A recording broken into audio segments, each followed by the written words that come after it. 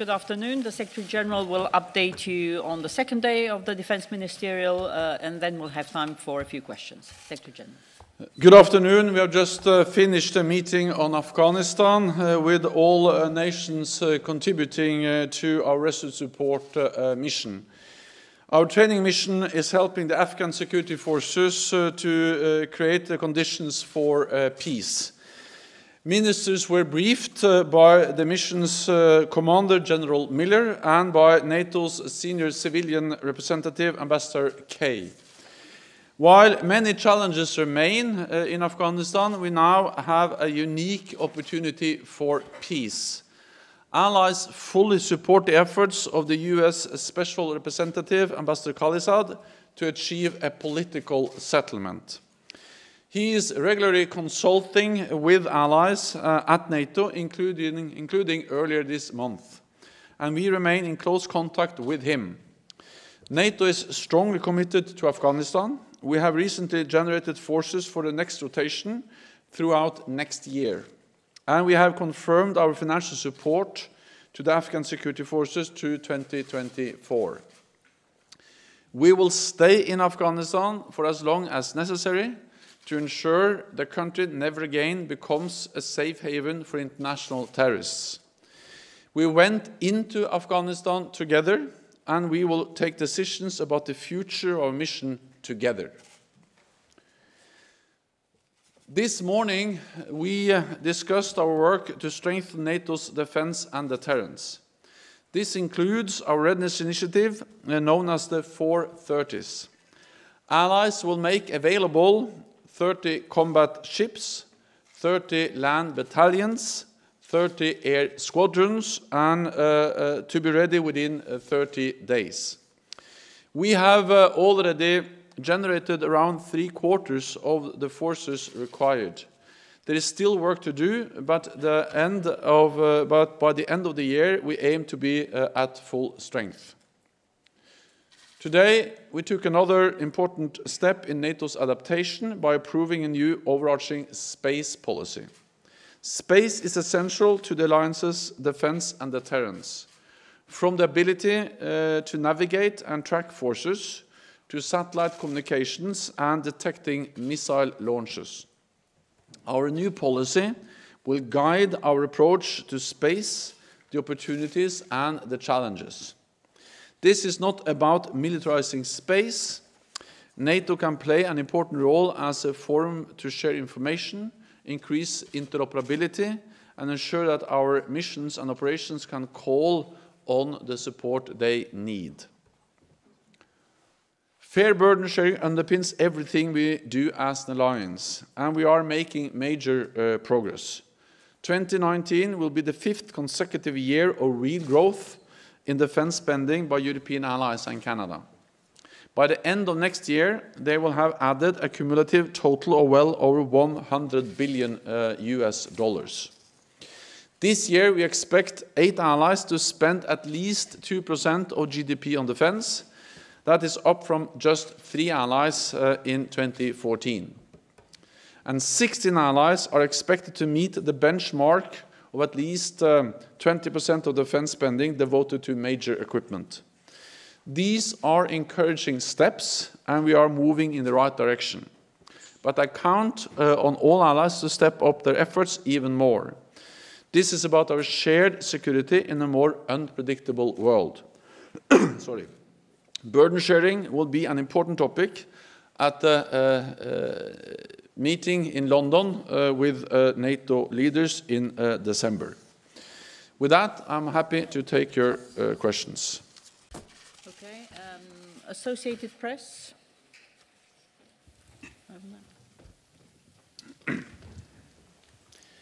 Lorne Cook from Associated Press. A question on Afghanistan. Secretary Pompeo has signalled recently that intra-Afghan talks are likely to start reasonably soon, and there are some hopes that by September we can be looking at a deal. He's also mentioned that the United States is talking to the Taliban about what it might do with its troops. It hasn't given any timetable, but I'm assuming that you here at NATO understand what the US plans to do, and how is NATO going to react? What are the next steps in terms of resolute support, please? First of all, these negotiations are extremely important because they mean that we are now closer to a peace deal than we have ever been before in Afghanistan. That doesn't mean that we know that there will be a deal, but a deal is closer than it has ever been before. And NATO allies, all our partners, strongly support those efforts. And as Ambassador Khalilzad has briefed us on many times in the different meetings here at the NATO headquarters, there are 4 elements. First is about Afghanistan never again becoming a safe haven for international terrorists, also how to make sure that doesn't happen. The second element is about the presence of international forces, NATO forces, in Afghanistan. The third element is about an inter-Afghan dialogue, because to have a sustainable peace in Afghanistan, it has to be, of course, a dialogue between the Taliban, the government, and the different communities in Afghanistan to create a sustainable peace. And the fourth element is a comprehensive ceasefire. And the inter-Afghan dialogue is something which is supported by all allies, and Germany plays a key role because they're actually now trying to facilitate and also helping to support and organize an inter-Afghan dialogue. I will be very careful about any specific timelines, partly because it is Ambassador Khalilzad which is responsible for the negotiations, and the second because no one can predict exactly when or if there will be a deal, because a deal requires agreement between two parts or the two parties, two sides. Our best way to support the efforts to find a peace deal is to stay committed, to send a very clear signal to Taliban that they will not win on the battlefield. And the good news now is that actually we see that the Afghan forces are making progress on their own. They are retaking territory which was previously controlled by Taliban. Now the Afghan forces are able to retake that. And by continuing to train them, advise them, help them, and to fund them, the Afghan forces, that's the best way to create the conditions on the battleground to enable progress around the negotiating table. Washington Post, up there. Yeah, light jacket. Thanks. Michael Birnbaum from the Washington Post. I know that you've said there's policy continuity from the United States, from Secretary Mattis to Secretary Shanahan, and now to Secretary Esper, Acting Secretary Esper. But they are 3 different people. Everybody is unique. Can you tell us how Secretary Esper's style at this meeting was different from his predecessors? And second question, what was said about Iran during the discussions? I know it wasn't on the agenda, but could you give us a general sense of whether there was any back and forth and what was discussed? Thank you. So we discussed Iran, we discussed the situation in the Gulf, the importance of keeping the Strait of Hormuz open. Freedom of navigation is, of course, an important issue. We were briefed by Secretary Esper on the situation and also the US presence in the Gulf.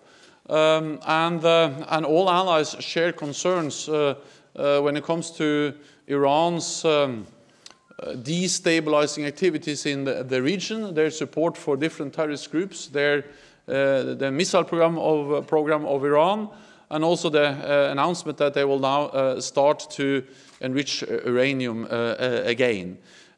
So I expect that we will continue to consult on these issues, and in NATO we also exchange intelligence, information on the situation in the Gulf, because this is, of course, an issue which is important for all NATO allies. I think that one important message is that the United States so clearly has stated that they don't want a war. they actually said very clearly that they're ready to talk with Iran without preconditions. And it was a message from allies today that we support efforts to de-escalate, to avoid any miscalculations, incidents, accidents, and especially that they spiral out of control and create a really dangerous situation. So we support efforts to de-escalate, and I welcome the very clear message from the United States that they're ready to sit down and talk without preconditions. So for me, it has been a great honor to work with different Secretary of Defense from the United States. Yes, of course, they are different, but they are conveying the same message, that the United States is committed to NATO, and not only in words, but also in deeds, because all the three last Secretary of Defense in the United States have actually been responsible for increasing US presence in Europe with more troops, more trainers, a new brigade, more pre-positioned equipment, and they also, of course, convey the message that we need fair burden sharing in the alliance. And my answer to that is that, yes, I agree. And the good news is that NATO allies, European NATO allies, are stepping up and investing more. So for me, they are three different persons, but for me, what really matters is that they're conveying the same strong message. And as I said about transatlantic unity, about US taking responsibility for their commitments in NATO, for the security guarantees to Europe. And I think it's also an important aspect that Secretary Esper, he has actually served in Europe as a US soldier. And that just highlights that he really understands the transatlantic bond and the importance of the US military presence in Europe, which is now increasing. Okay, we'll go to the front row here, Hama Press. Thank you. Khoshnut Nabizadeh from Afghan Media Hama Press. During your meeting with Ambassador Khalilzad earlier this month, you mentioned that Afghanistan will remain NATO's highest operational priority. What is your prediction regarding the outcome of US and Taliban peace talks in Qatar, considering that Taliban insists on full withdrawal of coalition forces from Afghanistan, and also the latest reports indicate that there are growing ties between Taliban and international terrorist groups like Al-Qaeda and Pakistani-based Lashkar-e-Taiba? So NATO's presence in Afghanistan has been our biggest military operation outside NATO territory ever. So of course this is and has been a very important mission for NATO. We have to understand why NATO went in. We went in to Afghanistan after the terrorist attacks on the United States 9/11/2001. Because we saw that Afghanistan was a platform to train, to organize attacks on our countries. And that could not continue. And these attacks were at the United States, but actually we saw also attacks in Madrid, in London, and elsewhere. So this was actually attacks organized by Al-Qaeda, other terrorist groups, against us. So we are in Afghanistan to protect our interests, to protect our security. So this has been important for NATO allies and partners to prevent Afghanistan, again, being a safe place for international terrorists. And together with Afghan forces, we have been able to deny a safe haven for international terrorists in Afghanistan. It's not easy, and we have paid the price, all of us, but at least Afghanistan is not the safe haven for international terrorists it was before 2001. Then, of course, for us, the aim is not to stay as long as possible in Afghanistan. For us, the aim is to train, build the Afghan forces so they can stabilize their own country. And again, there are many problems, many challenges in Afghanistan, but at least we have made a huge achievement, made a lot of progress by being able to go from more than 140,000 combat troops in Afghanistan a few years ago to now around 16,000 in a non-combat operation where we train and advise the Afghans and they do the fighting. They are on the front line. And they are now making progress because they are well trained, better equipped, better commanded, new commanders, younger commanders, better organized and better led and more enablers, including, for instance, air forces. So the progress we see on the battlefield now is actually something the Afghans achieve, and we are, what I say, grateful for that, because that's also in our interest, and we're also proud because we have helped that happen by training and advising them. Then it's, of course, not possible for me to say exactly how many troops we will have if there is a peace deal, because that depends on the peace deal. What Ambassador Khalisad has said many times, and I totally agree with him, is that nothing is agreed before everything is agreed. So this is a package. And we are not aiming for a leave deal, we are aiming for a peace deal. So the elements have to be in place, including Afghan reconciliation. We have been there to protect our own interests, our own security, but of course we also recognize the huge progress which has been made in Afghanistan when it comes to social, economic progress, not least human rights, freedom of press, and the rights of women. And for us it's important to try to preserve those gains, and that has to be one part of the peace deal. Okay, One TV, second row. Gentleman in the middle, second row. Thank you, Mr. Secretary General. This is Abdullah from One TV in Kabul. As you know, that Afghanistan is reaching to a very critical stage of the framework for peace process, which is going to be the intra-Afghan dialogues. It wouldn't happen unless both sides, the Taliban and the Afghan government, show concession. What is your message in this critical time for the Afghan government and also for the Taliban? So my message to the Afghan government is that we will stay committed. We will continue to provide forces and funding, forces for training and funding for security. And my message to Taliban is that they will not win on the battlefield. Actually now, the Afghan forces are making progress, retaking territory which was previously controlled by the Taliban. And they recently liberated hundreds of Taliban prisoners. And Taliban has not been able to take any provincial capital over the last year. So Taliban will not win on the battlefield. We are ready to stay and continue to support the Afghan government, security forces. So the only way they can achieve something is by sitting down at the negotiating table and engage in real negotiations with the Afghan government and now also with the United States. And then I hope, of course, that will lead to an agreement. The sooner the better. But we are ready to stay and ready to continue to provide support for the Afghans. Okay, Reuters, third row here. Yeah, gentleman. No, third row here. Thanks. Thanks. Getting back to Iran very quickly, you said that all allies shared concerns about Iran's activities. What format did that take? Did all the allies stand up, or were they individually communicating after Secretary Esper's remarks? And then also you said that the next steps would involve sharing information on what's going on in the Gulf. Is there going to be anything beyond that by the NATO alliance, or is the NATO alliance saying that any kind of activity in the Gulf, potentially maybe helping ensure safety of commercial vessels passing through the Gulf, would be done on a bilateral or a basis, but not through the NATO alliance? That's something separate from what's going to be done through the NATO alliance. Thank you.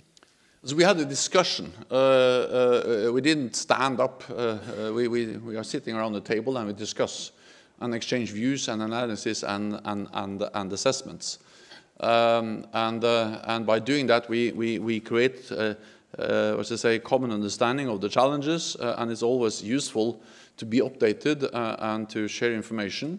Of course, we did that in the ministerial meeting today, but we also on a regular basis share information in NATO between allies, and we also share intelligence. One of the main reasons we have established a new intelligence division is to be able to, in a better way, share secret information and also including, of course, intelligence on the situation in the Gulf.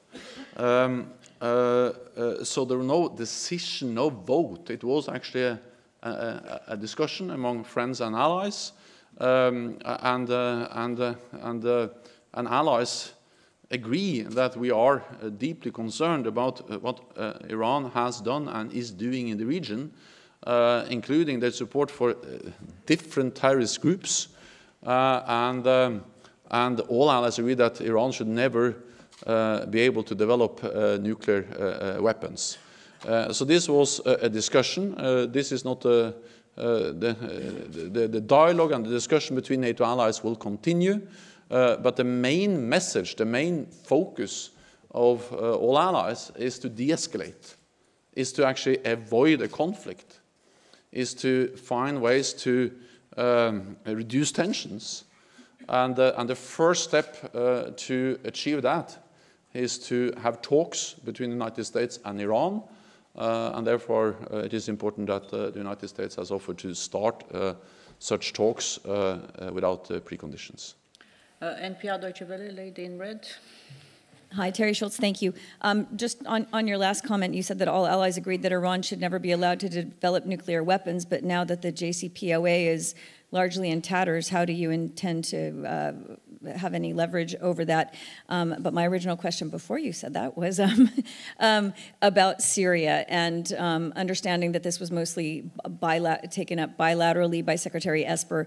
Do you see any similar role for NATO in the U.S. efforts to bring other allies on board with helping with counter-Daesh operations, more sharing of intelligence, that same kind of thing you're talking about with Iran? Thanks.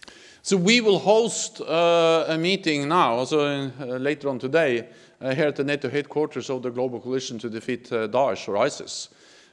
So there, of course, there is a very close coordination between NATO and the Global Coalition, because NATO is part of the Global Coalition. The Global Coalition was established on the margins of the NATO summit in Wales in 2014, and we regularly host meetings of the Global Coalition here at the NATO headquarters, and we'll do so later on today. And of course there is a very close link between what NATO does in the fight against terrorism and the efforts of the Global Coalition. Because we provide support to the Global Coalition with our AWACS aircraft, with the training mission in Iraq, and now after we have been able to liberate the territory that Daesh controlled in Iraq and in Syria, the main focus is on how can we prevent Daesh from coming back.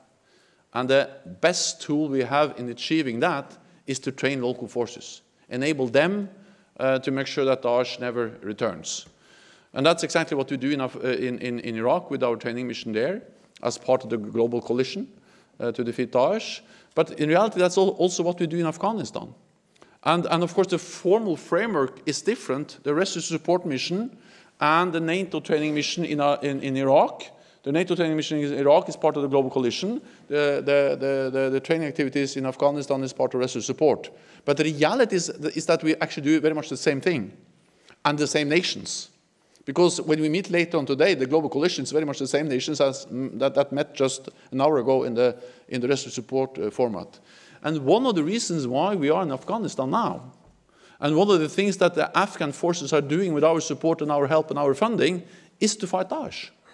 Is to prevent that Daesh lost the caliphate in Iraq and Syria and then try to re-establish the caliphate in Afghanistan.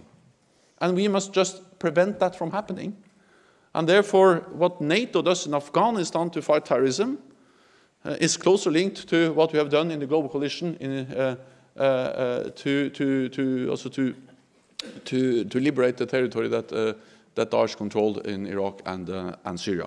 So we will continue to be part of the Global Coalition and then continue our efforts in Afghanistan. Okay. Sorry, Iran. Also all allies are concerned about Iran and their activities in the region, their missile program, and also, of course, all allies are against that Iran should develop nuclear weapons. But of course, we all, at the same time, there is no way to hide that there are differences between NATO allies when it comes to the Iran nuclear deal, whether that is the best tool to obtain that goal. So that's well known that we don't have agreement on that issue among NATO allies. Okay, we'll go to TASS, gentleman over there. Yeah. Thank you very much, Denis Dubrovin, TASS News Agency. Mr. Secretary General, you have said that as a response to as a preparation for the world without the INF Treaty, NATO is not going to deploy new land-based nuclear missiles in Europe. What about sea-based and air-based missiles? Thank you very much. So our main goal, our main message is that it is possible to save the INF Treaty. And that's up to Russia to do. Because there are no new US missiles in Europe, but there are new Russian missiles in Europe. And the INF Treaty is about land-based intermediate-range weapons. Russia has deployed, is deploying missiles which are clearly violating that treaty. No NATO ally do that. And therefore, there is now a window of opportunity. It's getting smaller and smaller. Time is running out, but it's still possible for Russia to save the treaty by coming back into compliance, destroy the SSC-8 missiles which are violating the treaty, and then we will still have the INF Treaty, which is really a landmark treaty in arms control. So that's our main message. Then the INF Treaty has never regulated air-based and sea-launched systems. And I will not comment on specific possible responses from NATO. We have a nuclear deterrent in NATO today, in no way in contradiction of the INF Treaty. But I'm not going into more details about how we may respond, simply because our main message is that we still have the possibility to save the treaty.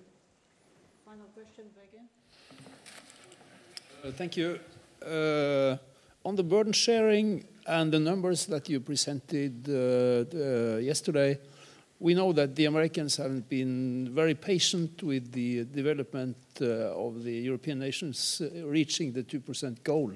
So what were their reactions this time, and what message do you have to those countries who have not presented a plan to reach the 2%? And I'd also like to ask you if the Turkey's purchase of Russian air defense, is that been solved during this two-day meeting? Thank you. As I'm not certain whether all NATO leaders share your view that the US has been very patient about burden sharing the alliance. So I think everyone who was present at the NATO summit, for instance, a year ago, they felt that there was a kind of new sense of urgency. And that's also the message I have conveyed, that there is a new sense of urgency that we have to deliver. But again, the good news is that NATO allies are delivering. We still have gaps to fill. We still have a way to go, and the picture is better, but of course it's still mixed. But the reality is that all allies have stopped the cuts. All allies have started to increase, and the more allies meet the 2%, and actually more and more allies are also approaching 2%. And this is the fifth year, consecutive year of real increase in defense spending across Europe and Canada. So I think the United States, you can ask Secretary Esper afterwards, but my impression is that they appreciate the progress. They see that European allies and Canada are making progress, but they continue to push for more, and that's fair enough. Having said that, I would like to highlight that we are investing more in defense because it is in our interest. It is in the interest of European allies to invest more. And of course, 2% is more than we did a few years ago, but 2% is not that much compared to the levels of defense spending we had during, for instance, the Cold War. It's actually below. So it is absolutely possible to reach 2%, and I welcome the fact that allies are delivering more and more on that, and not only also on spending, but also on capabilities, contributions, which is also part of the burden sharing picture. The S-400, also it was not on the agenda of the NATO meeting, but of course it was discussed on the margins of the meeting, and I know also that the US Secretary and the Turkish Defense Minister Akar, they met. I also met with Secretary Akar and discussed this issue with him. And I think that my message now is that this is a difficult issue.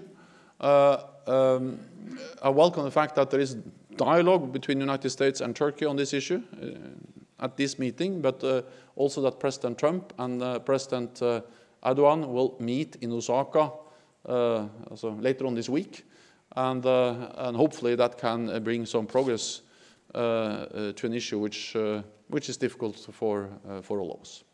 Thank you very much. This concludes this press conference. Thank you. Thank you.